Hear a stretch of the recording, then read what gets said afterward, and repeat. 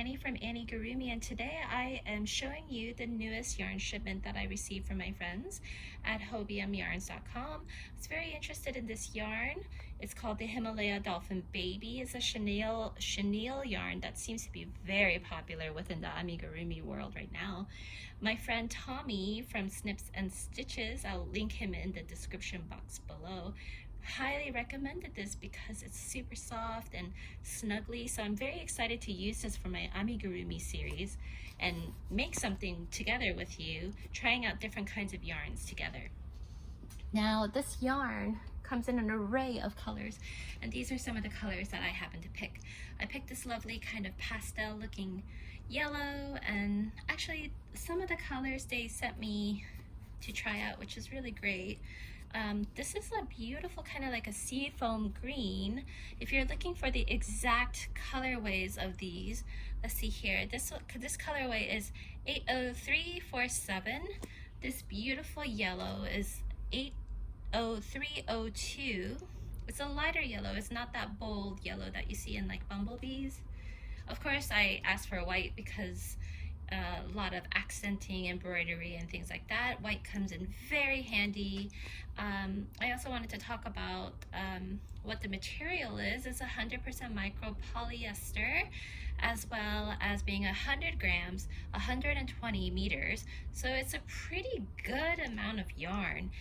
If you're using a crochet hook, they recommend the 4.5 millimeter. So I'll play around and see what's good for amigurumi, and my friend Tommy also has given me some tips and tricks that I hope to include in another video. But if you're using it for, say, a blanket, then knitting needle 6.5 millimeters or crochet hook 4.5 millimeters. You can wash it, and it says not to dry it, so you know, we'll see. I'm gonna give it a try and let you know. The white is lovely. I have two whites over here, as well as this. Oh, this lime green is so pretty, isn't it? And I have to say, to the touch, it's very, very soft. If you're familiar with chenille yarn, it's very, feels like almost like fleece in a way. It's very, very soft. And this beautiful, beautiful blue. Oh, I forgot to tell you the color for this. This one is 80350. This is like a lime green. We have this, it actually looks like a dolphin blue, which is funny because this line is called Dolphin Baby. So this one is 80326, and I'm loving this because I was thinking about making a narwhal with this. And this red and green, I just thought for Christmas time, maybe making a Christmas tree or something would be very nice. So this is a very like evergreen colored green. This one is in the colorway 80331. It's very nice. It's very kind of, you know, the typical Christmassy green that you would see, not the grass green and not the lime green, but you know, just kind of a richer, darker green. Pink is always nice, and this one is very, almost like a piggy pink, and this one is in the colorway 80319. And if you're making a pig or using it as maybe a blusher or anything that you need like a soft pink, this is great. And the red that I told you about earlier, this is very classic red, like Valentine's Day, tomato. Actually, I shouldn't say tomato because tomatoes can lean orange. This is more like an apple red or like a Crayola crayon red. So this one is 80352. And this one is a rich brown that I have. This rich brown is 80343. So now this is something that my friend Tommy also told me, that this colorway is actually quite dark. So it is, let me see on the camera if it's showing up. Yeah, it's in the sunlight, it looks very nice and rich brown, but it's definitely leaning towards a darker brown, almost a black, but I actually don't mind it because I think it's very lovely. So these are the yarns that I'm going to be working with, and it will be interesting because I heard that it can be tricky, so I'm really up for this challenge so that we can try it out together. And head over to hobiumyarns.com if you're interested in using this yarn. I think it's such a great deal for the amount of yarn that you get.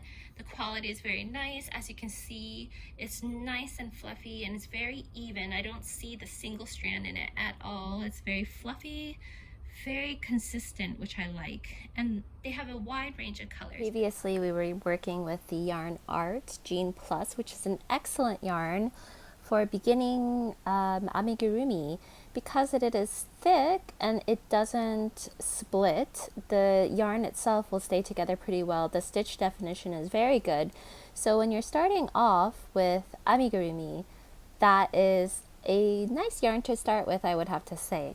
Now, if you're wanting to try something different, this is the Himalaya Dolphin Baby yarn. So this is actually really hot right now in the amigurumi world because it makes such a fluffy, fluffy, fluffy amigurumi. I'm just going to set this to the side. So it's a very interesting yarn. It's very plushy and very squeezable, very lovely to work with, and I can imagine babies really loving this.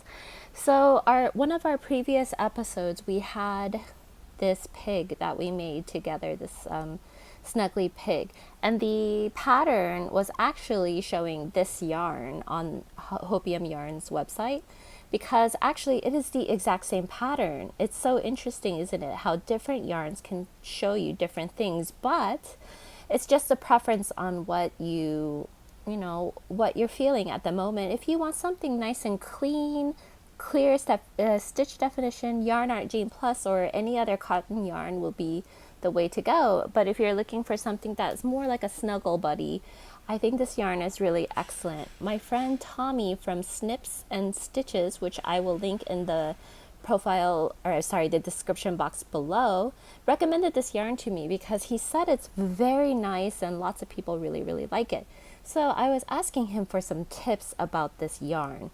So one of the main tips that he says about this yarn right here is that when you're starting out with the project, say for instance you're making the pig, so I'm going to get the pink yarn and show you what he has recommended. So he says that this yarn, it will just start fraying everywhere. All these little pieces will start coming out as you're working with it. So he recommends to actually pull out some of these pieces before you begin your work. So by that, I just experimented a little bit and I just held it tightly with one hand and then gently pull off the fuzzies that you see here. So I try to take off a good amount of it before I start my work. So that way it doesn't keep sliding off. So let's see here. I'm gonna pull off, and you might have to do little bits at a time. It might get stuck. Who knows actually. But all those little fuzzies will keep flying away everywhere. So after you've taken off some of these pieces on the end, just like that, later you can take these off. Leave a good amount off. Just like that. And then I'm going to give myself a bit of room. So I'm giving myself a lot of room actually. So I'm going to start doing my magic ring about the length of a standard ruler. You see that? So that way I have plenty of room. So go ahead, and if we're going to do the pig that we did in an earlier episode, it's just the same thing. You just make your magic ring. Be very gentle. Very, very, very gentle with this. And for this yarn, I'm using a 4.5 millimeter hook, which is the one that Tommy recommended. And here we go. So I'm going to very, very gently. Make sure your tension is not too tight. Otherwise, this is going to be impossible to work with. So just like that pattern before, we are going to do 6 single crochets.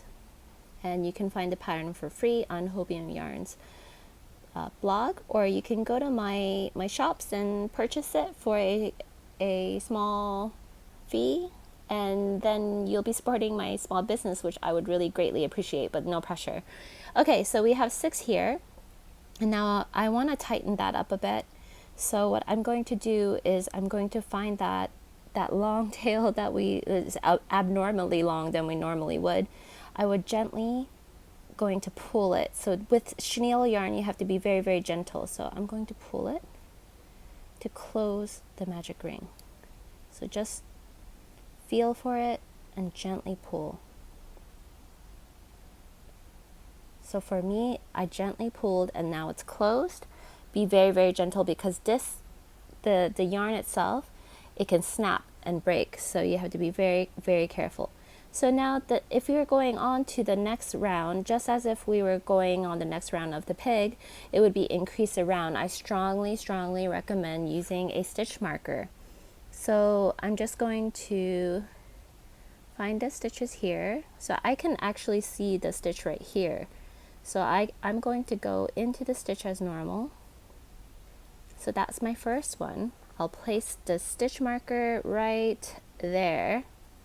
And then now I know that I need to increase every stitch. So I can actually see the stitches right here. I don't know if you can on camera, but it's right there. And I see it right there too. Right there. The nice part about this yarn is that it's very, very forgiving. So if you make mistakes, it's easy to cover it up. So I can see the stitches here. So it's 2, 4, 6, 8, 10, 12. Yeah, so I have 12. Now, another thing that was recommended to me was from my friend May from Amigurumei, who has worked with this kind of yarn and has given me really great advice. So she said if it's hard to see the stitches, you can work through the back loop only, so that way you can see the stitches more easily. So in this case, in this round, I'll do single crochet and then increase in the next. So what she was saying is that instead of trying to go under both loops here, as you can see right there, you just go through the back loop. So that this is the front loop. And I have a previous video with common stitches. I think it's episode 2. So go ahead and go check that out so that it's more detailed with normal yarn. So going through the back loop only, instead of, both loops like that, is easier, she said. So I'm going to give it a try to see. So that's that. And then, yeah, actually it's easier because you can see those loops right there. Right there. So you see that? So instead of trying to find both loops like this and fussing about, you can just go through the middle of that loop. You can see that loop because it's just sticking out right there. So let me try again. You can see this is the V, which is very hard to see. I can see it only because I have used this yarn before, so it's easier for me to see those stitches. But if you're having trouble, there's no worry. You can just look for this bump right here and just place that loop onto your crochet hook just like that. And then you can just continue as normal, just doing it through the back loop only. And because it's chenille yarn, it's hard to see. Usually there would be a line there, but because it's nice and fluffy and plush, you can't see that line. Another thing that my friend May recommended is that pairing it with a thin yarn of the same color. So I'm using this light pink yarn, and I'll show you how easy it is. So basically, let me undo the chenille yarn. When you're pairing it together with a yarn that's thin, then it's wonderful because you can actually see the stitches. So we already know how to do these stitches because we've already made this pig before. So I'm just going through the motions to show you how it looks when you pair it with a thin yarn. In this case, I'm using Lamia Cottony, which you can also find on Hobium's website. So I will do the magic ring, and then making sure I'm being very careful not to tangle up that yarn. You can do it like this. Place both onto your hook, and then magic ringing 6.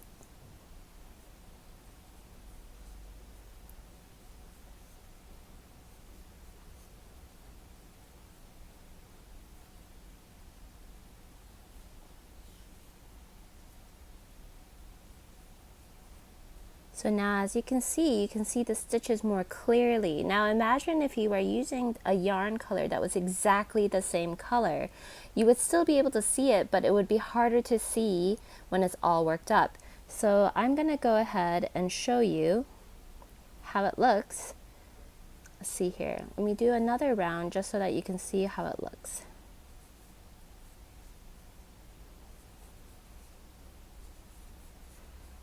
Now you can see here that if it were the exact same color, there would be no swirls, but the swirl's actually pretty nice too, I have to say. So when you're doing it, I can actually see the stitches better. Do you see that right there? So I can see that the stitches are right there. This is actually such great advice from my friends.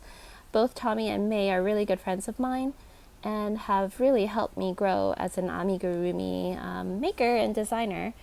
And yeah, this is a pretty good tip if you're having trouble using any type of fancy or fuzzy type yarns. So go ahead and give it a try and let me know if you've made my piggie pattern, whether it's using regular cotton yarn, acrylic, whichever you like, or the fancy ones like this one. Please stay tuned for the next episode where I will be sharing more wonderful amigurumi love, and I hope you're enjoying the series so far. If there's anything that you have a question on, or even yarns that you would like me to try out from hobiumyarns.com, please leave them in the comment box below, and I will definitely put it in a future episode. Thank you so much for tagging along, and subscribe to support my small business for free. Have a nice day, and I'll see you in the next one. Bye!